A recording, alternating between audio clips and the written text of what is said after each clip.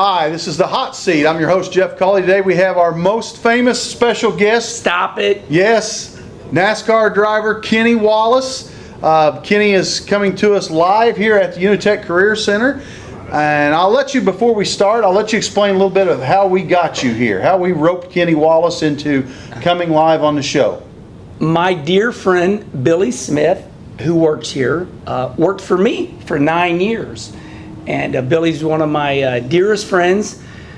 We debate, I think he's my best friend because I can tell Billy anything I want, and he's my sounding board, and I think vice versa. So proud of Billy working here and teaching body shop and much more than that. But I'm here because of my friendship with Billy Smith. Yeah, we sure appreciate you coming. Like I said, we mentioned it last year on one of the other shows that you might be coming, and we've had 40 or 50 kids, seems like every couple of weeks. When's Kenny Wallace coming on the show? Yeah. You've also raced against locally here with a couple of our kids that have built race cars and have been involved in some of those races, and I know you've been a frequent visitor to Billy's program and have helped those guys out a lot. We appreciate all those efforts. Thanks. So we're going to jump right into this, okay? And you have not seen any of these questions, and I will tell you this, I let Billy take a look at some because I wanted to see if his answers were very similar to yours. Yeah. And so we'll see how it goes.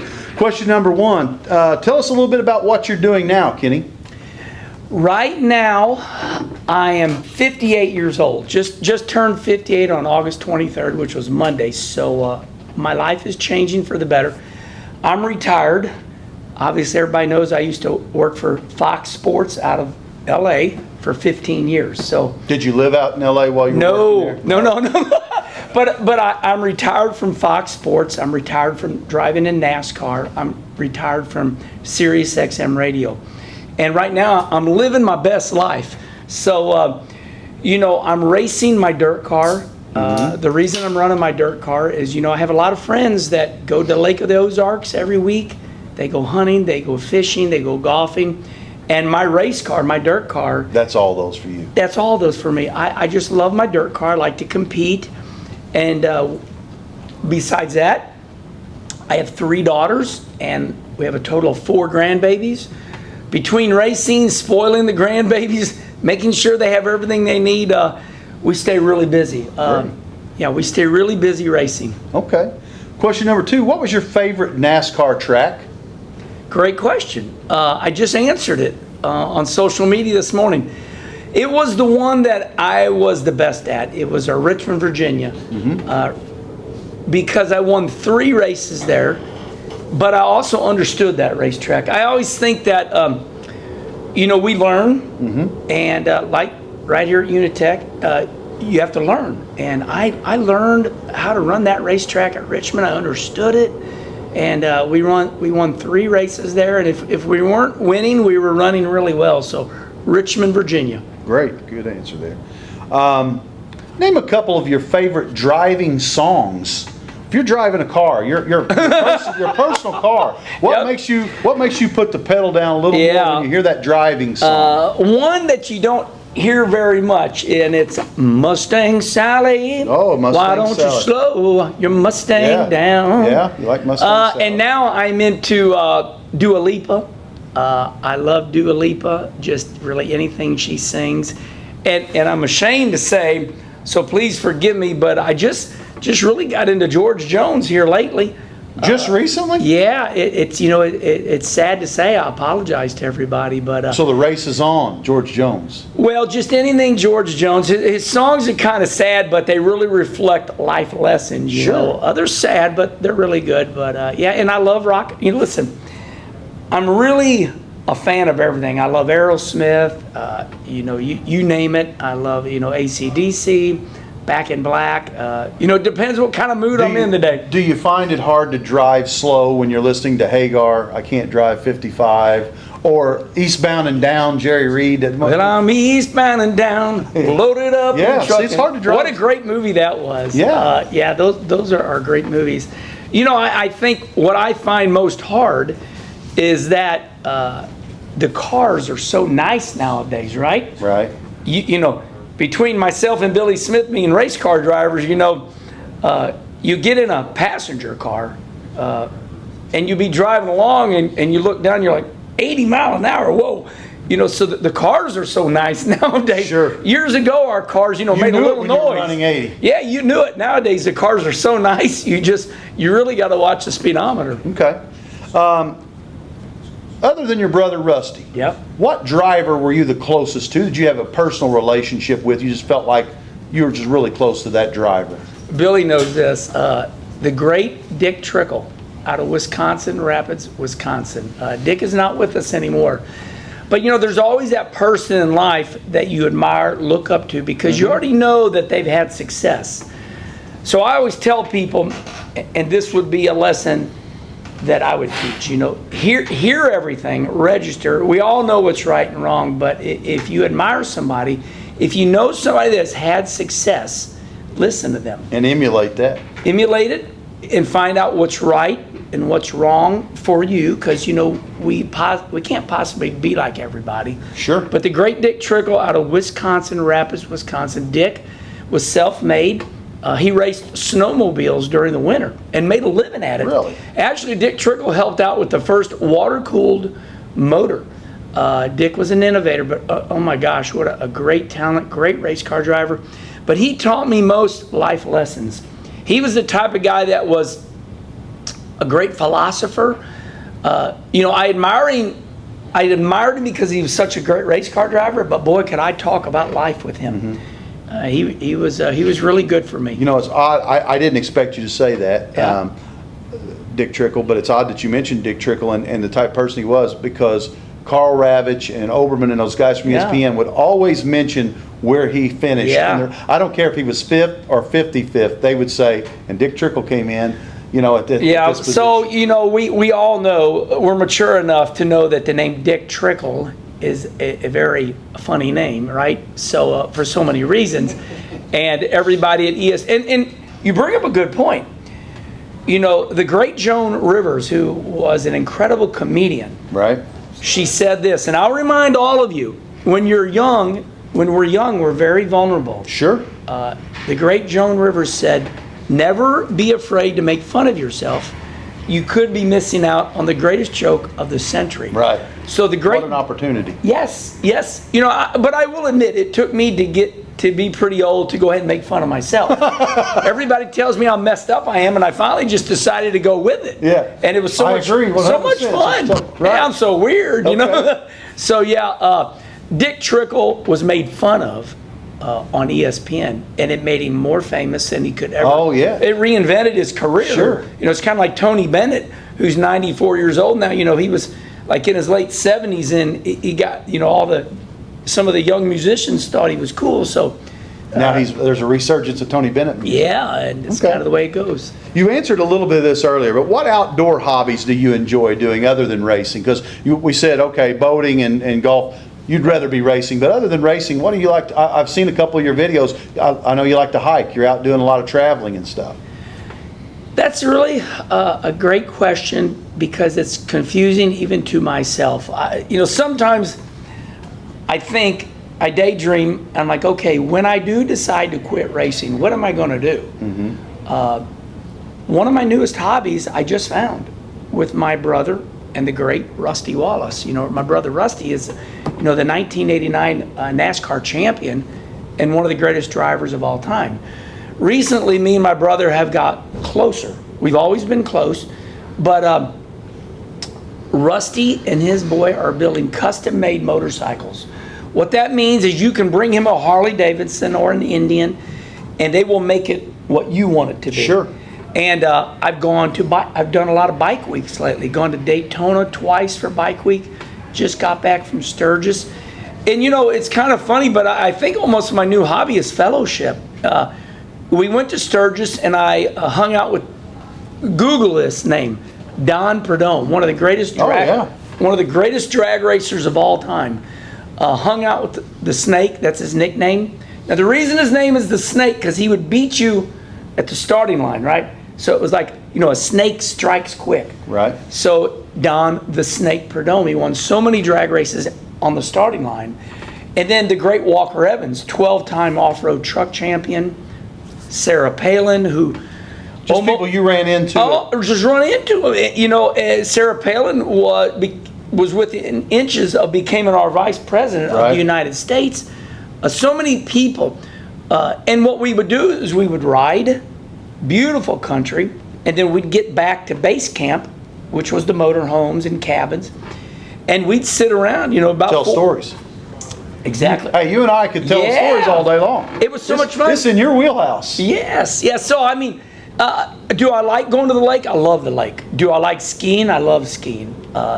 You know, do I like golfing? 9 holes is my limit. But yeah, I mean, you know, I'm an all-American kid. I think I grew up running creeks, you know, riding bicycles. But nowadays, you know, after riding some motorcycles, you know, it's so much fun to sit around and talk to your friends. Me and Billy, when we have a good night at the races, we do it for about 2 hours after the races. Right. It is the most fun in life that most people overlook. Like-minded people. Yeah, fellowship, fun. How'd you get the nickname the Herminator? So it is. Before you, I'm gonna tell you before you start. Okay. I'm not your Gator man. Oh yeah. I heard that story too, but I want to hear the Herminator. How did you get the nickname the Herminator? So it actually derived from three versions. It started out as Herman the German. Mm-hmm. Then it went to Herman, and then the Herminator. So I was born in 1963 in St. Louis, and my dad, Russ Wallace, had a good friend named Bob Miller. Bob was a race car driver, but he decided to promote Lake Hill Speedway in Valley Park, Missouri, over off Interstate 44.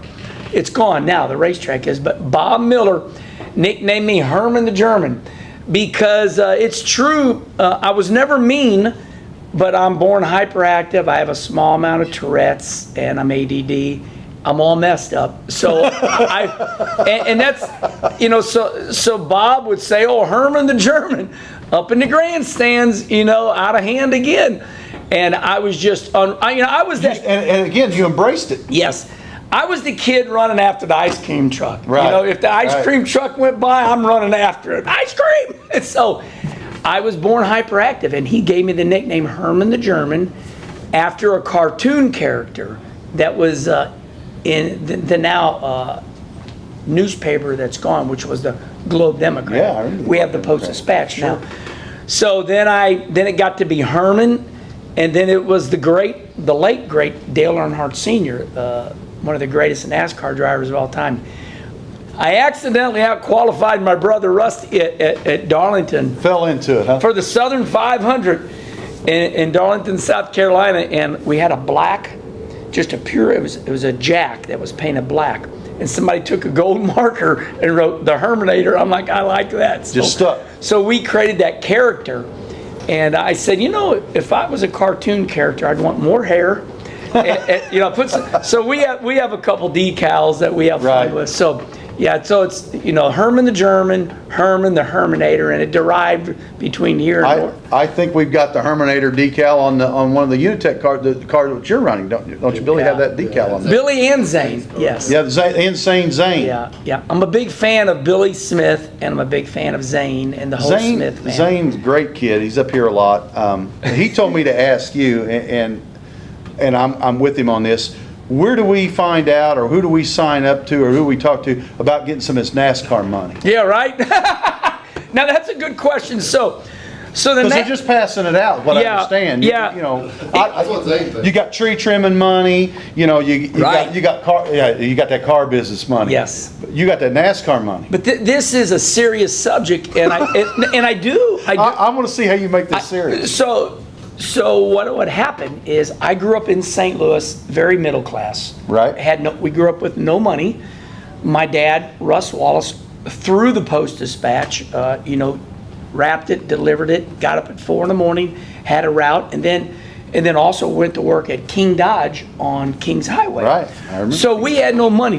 My dad, Russ Wallace, was a rebel, right? Wanted to race, rode my mom on his motorcycle, and we loved racing. We loved auto racing. Well, we got really good at it from repetition. Sure. Trying to make our equipment good.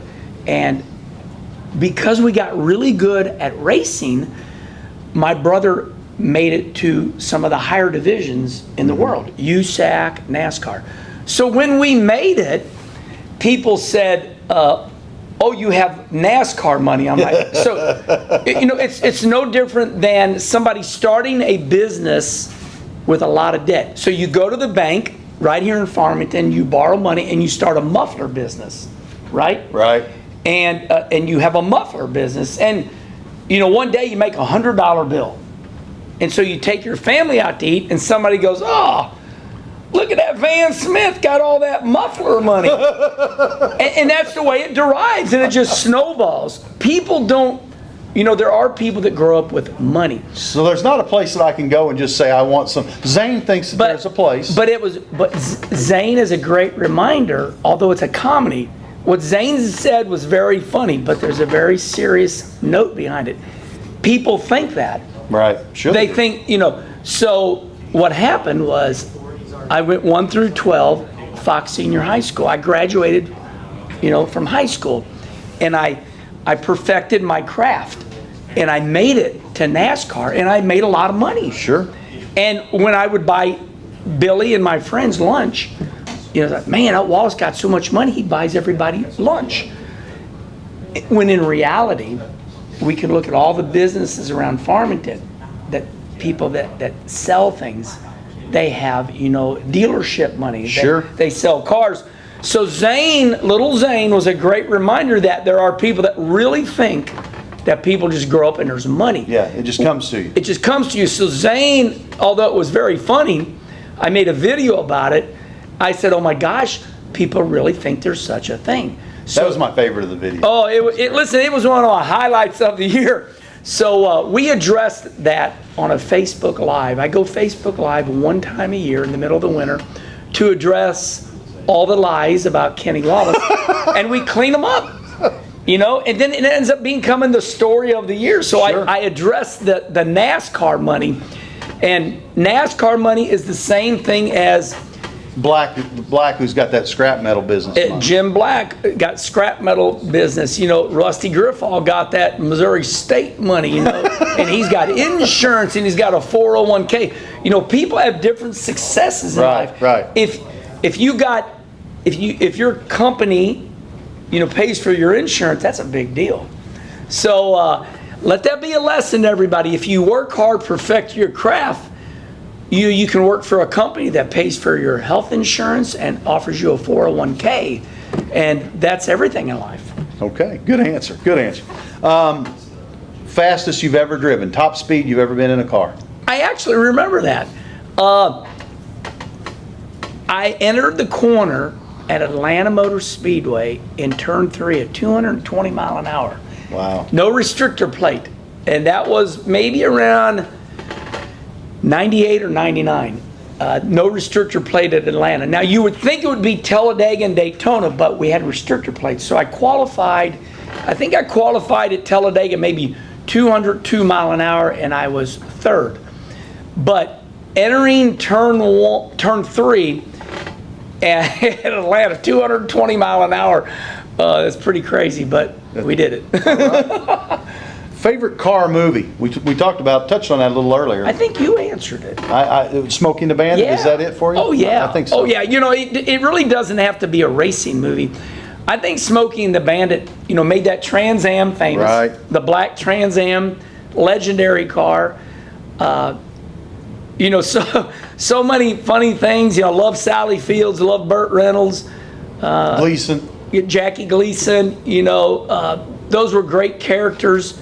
But, and there's a cool car in the middle. Cool car, and who doesn't want to outrun the city cop? Right. Jackie Gleason always tried to come after you. Not I'm eastbound and down. That's a really good movie. Yep. Could you go to the construction class, Alvin, to the construction class, please? Who are some of you have some current sponsors. Yeah. You give a shout out to some of your sponsors right now. So my sponsors are JEGS, High Performance Aftermarket Car Parts. So JEGS, you can go on jegs.com and buy tires or a muffler, anything to enhance your car. Sure. And then some other ones is Crow Equipment. Crow Equipment is out of in Indiana. Mm-hmm. A good friend of mine, Scott Crow. They sell used Caterpillar parts. So you can go buy anything Caterpillar, a grader, They'll have it. used. or reconditioned, refurbished. Sure. And we got a lot of other great ones. MTV, Mesilla Valley Transportation, MVT. And, they got a big trucking company, Allgare. I mean, we got a lot of product sponsors, Mobile One, Sunoco. We have to have money if we're going to do what we love to do. So we have to have money to go racing. Sure, great. Okay, what actor would play Kenny Wallace in a movie about you? Jim Carrey. Now, Perfect. But I would say, Perfect. but I would also say that Jim Carrey would be perfect because he can be funny when he needs to be. And I got a lot of quirks about me. A lot of my friends catch me with my Tourette's. I do that a lot. Yeah. Jim could do that, but he could be serious. When you need to be serious. But I think I'm most popular for having fun or my loud laugh. I think so. That's a great answer. Yeah. That's one of the best answers for that question. We ask everyone that question. That's Yeah. one of the best answers. I think that's Yeah. very accurate depiction, Jim Carrey. Well, and I would like to say though that Billy Smith knows the real Kenny Wallace. He has seen that side of me that nobody wants to see. Is Billy Smith handsome enough to play Kenny Wallace in a movie? Yeah, he's all right. He's got hair that I want. See, I don't have any hair. Billy's got good hair. He's got the hair. Yeah, but the point is that maybe every once in a while you'd like to slide a different character in there because I always tell people there's three of me. There's Kenny Wallace, who's the husband, takes care of everything, pays taxes, takes the trash out. Then there's the Herminator. There's the entertainer, there's the race car driver. I think we all have two or three of us. We just don't want to admit it. I agree with that. I think that's a pretty good point you made there. Next question. What are some of just a couple off the top of your head, some of the injuries you've sustained while racing? Oh, Lord. Ones that you don't ever want. My most serious one was what we call a positional vertigo. I was going down the back straightaway in Loudon, New Hampshire. New Hampshire International Speedway is close to Boston. And I was going down the back straightaway and a part in the rear end of the race car broke.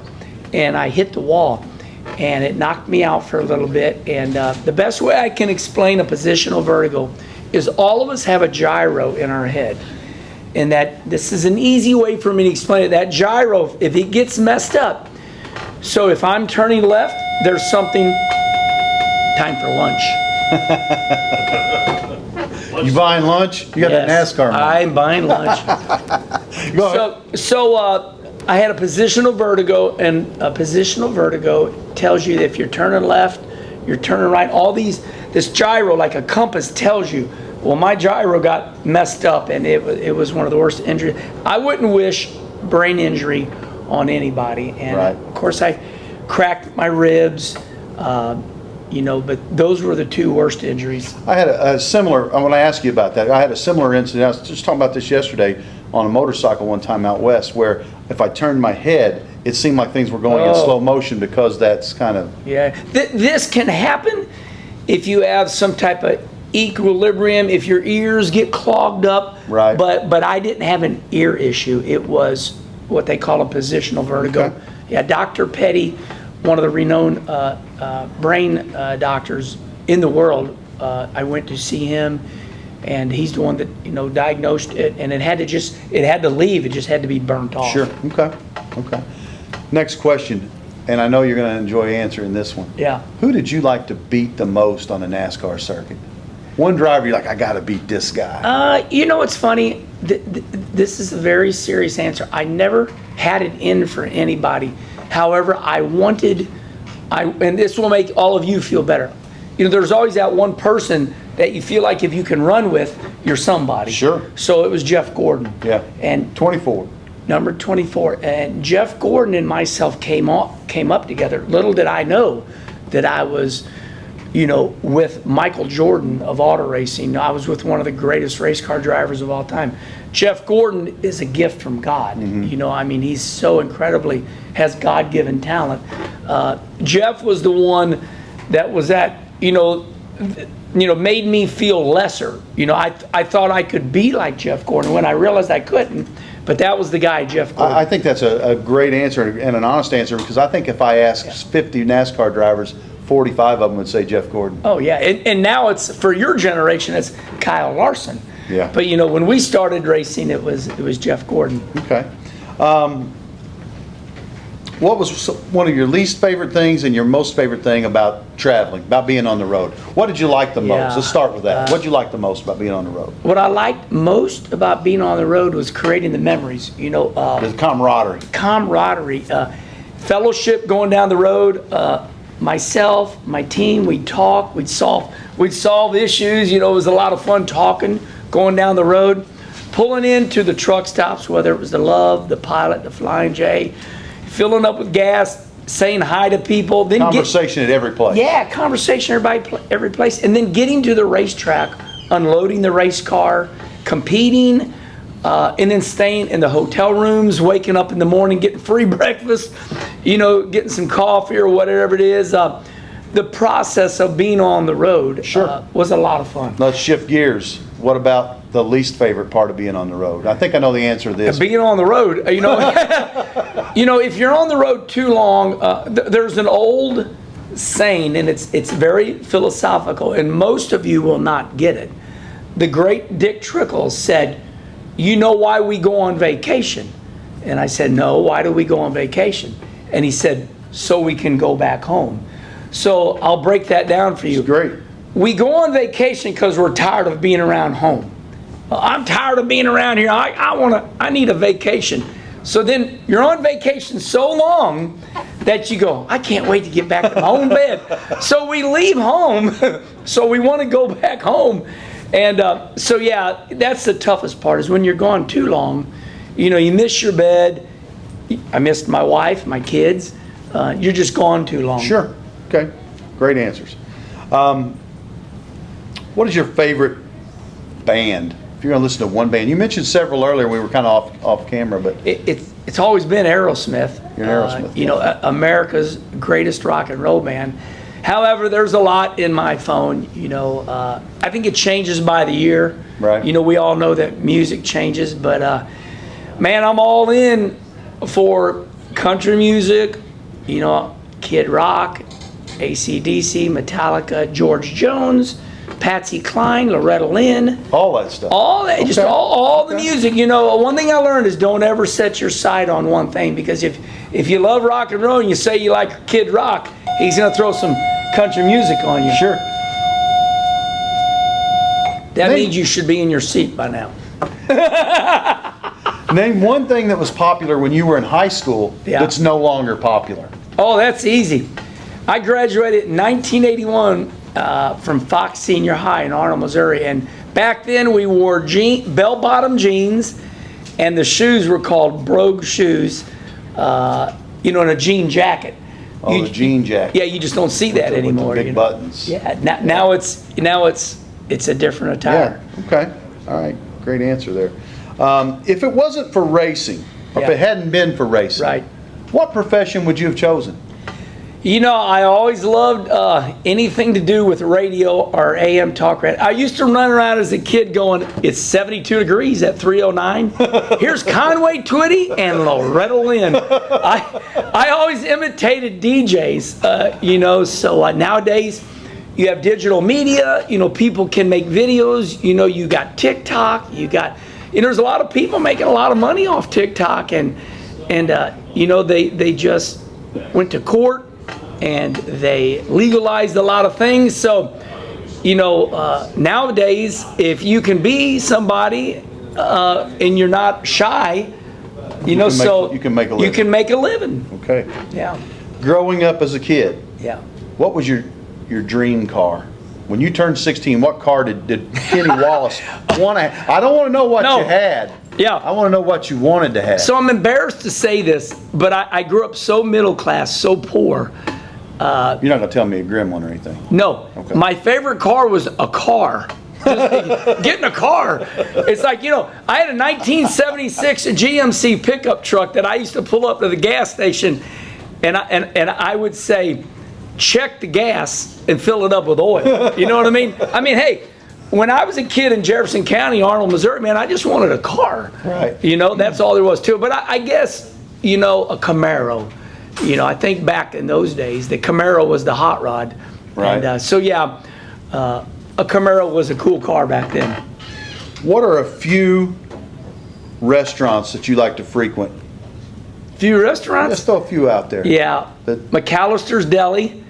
I like nowadays Denny's because we're always out late at night racing these old dirt cars. So the newest one has been Mod. I like Mod Pizza. I like going to Mod Pizza. Got a nice little 11-inch pizza with a salad you can make, and Okay. Everybody likes the world loves Texas Roadhouse. The problem is you can't get in. How can you not like Texas Roadhouse? Oh well, you just go there for the rolls and butter. Right. Hot butter, baby. Last question. Yep. If you were a student at UniTec, Yep. what program do you think you would want to take a look at? Well, I think it depends on what you're wanting to accomplish in life. I always say that create a goal, have a dream. When I was a kid, I wanted to be a race car driver. I was clear cut. And I always say that one of the biggest issues we have in life right now is you become 32 years old and you don't know what you want to do. So I would encourage everybody at an early age, figure out what you want to do. And if it's not one thing, create three things that you really want to be, no matter what it is, and narrow it down. And narrow it down, and take all of them. But UniTec offers everything, and I can tell you that if UniTec was around for me, I would have taken it, and because I ruined so much material learning to weld. I was trying to learn how to weld, and I ruined. My brother Rusty would say, "Quit ruining my material." So right now Austin Harris works for me, and he went through UniTec, and now he works for me. And kid makes $550 a week at 20 years old, and I think that's really good money. Right. Because he went to UniTec. Sure. And so, learn what you want to do, and like I say, I'm going to repeat it one more time. It doesn't have to be one thing. Figure it out, and go to UniTec, get it all, and then you'll have it all. I read a quote yesterday. It said, "If you've got a chance, take it. Yes. And if you've got a dream, chase it." Right. I think that's what you just said, basically. Yes. Except you didn't get credit for this quote. Well, what happens in life is would I want to be 20 years old again? No, because you're figuring it all out. But the great thing about being 20 years old is you can go, I didn't really like that career, and then you can be 26 years old and still have all this time, and then when you're approaching your late 20s, 30s, you better start figuring it out. You got a little time, when you get out of high school to figure it out, so you can do 2 or 3 different things, and come to UniTec and kind of know a little bit about everything. Sure. Well, Kenny, you did a great job. It was a lot of fun having you on. I had a good time. Very therapeutic for me. and just talking off screen, our personalities are so similar. I enjoyed visiting with you. Thank you, buddy. Thanks for having. I appreciate Thanks for coming on the show. Again, if you like this episode, be sure to like and subscribe to the Digital Media channel, and we'll see you next time.